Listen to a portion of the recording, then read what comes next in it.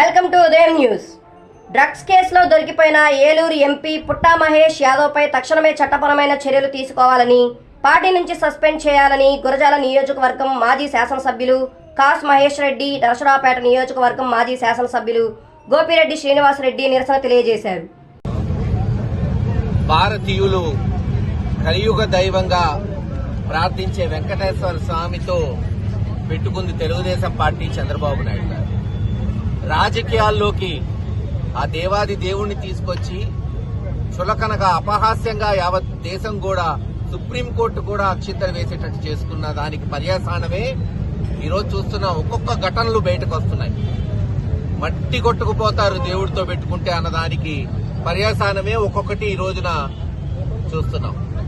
BR Naidu గారు రాసలీల కావచ్చు, నిన్న ఎంపీ లేదు మాదక ద్రవ్యాలు డ్రగ్స్ లో పట్టుబట్టం కావచ్చు, ఇది నాంది మాత్రమే.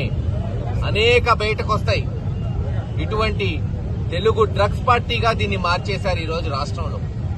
గంజాయినే ఈ రోజున ఈ పార్టీలోని కార్యకర్తలు, నాయకులు అమ్ముకొని బతుకుతున్నారంటే ఎటు తీసుకెళ్తున్నారు ఆంధ్ర రాష్ట్రాన్ని?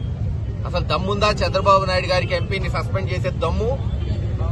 డ్రగ్స్ తీసుకున్న వ్యక్తిని వెంటనే స్టేషన్ బెయిల్ ఇచ్చి పార్లమెంటుకు పంపిస్తారా? అక్కడ జాతీయ మీడియా ఘోషిస్తుంది. నిన్న డ్రగ్స్ కొట్టిన వ్యక్తి ఈ రోజు వచ్చి పార్లమెంట్ లో ఏం మాట్లాడతాడు, ఎలా మాట్లాడతాడు, దానికి ఒక నోటీస్ ఇస్తారంట. పార్టీ మీటింగులకి అతను హాజరు కాకూడదని సిగ్గుండాలి. వెంటనే సస్పెండ్ చేయండి దమ్ముంటే. చేయగలుగుతారా? చేయలేరు. ఎందుకు చేయలేరు తెలుసా?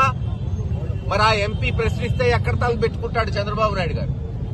ఈ రోజు మాదక ద్రవ్యాలు వాడినందుకే అతన్ని సస్పెండ్ చేస్తే, రేపు అతను అమ్ముకుంటున్న నాయకులు చిట్టా విప్పితే ఈ ప్రభుత్వం నిలబడిద్దా?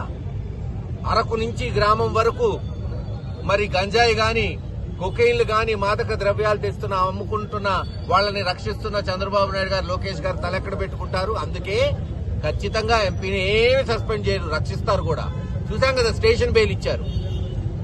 అక్కడున్న మాజీ ఎమ్మెల్యేనేమో జైల్లో పెట్టారు, ఎంపీనేమో స్టేషన్ బెయిల్ ఇచ్చారు. అదేమంటే పార్లమెంట్ సెషన్ ఉందంట. అంటే నేను ఒకటే అడుగుతున్నా, పార్లమెంట్ సెషన్, అసెంబ్లీ సెషన్ ఉన్నప్పుడు ఎమ్మెల్యేలు, ఎంపీలు ఏమన్నా చేయొచ్చా?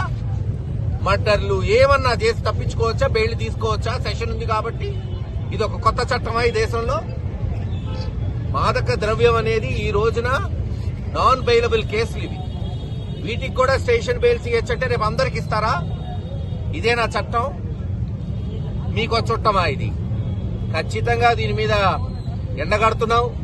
ఆడవాళ్లకి నెలకి 1500, 1800 ఇస్తానన్న శ్రీనిధి దేవుడికెరుగా ఈ రోజు ఆడవాళ్లు రోడ్డు మీదకొచ్చి టీటీడీ చైర్మన్ చేస్తున్న రాసలీల మీద పోరాటం చేస్తే వాళ్ళని దాడి చేసి కేసులు పెడుతున్నారు. ఇది మీ ప్రభుత్వం, దిక్కుమాలిన ప్రభుత్వం.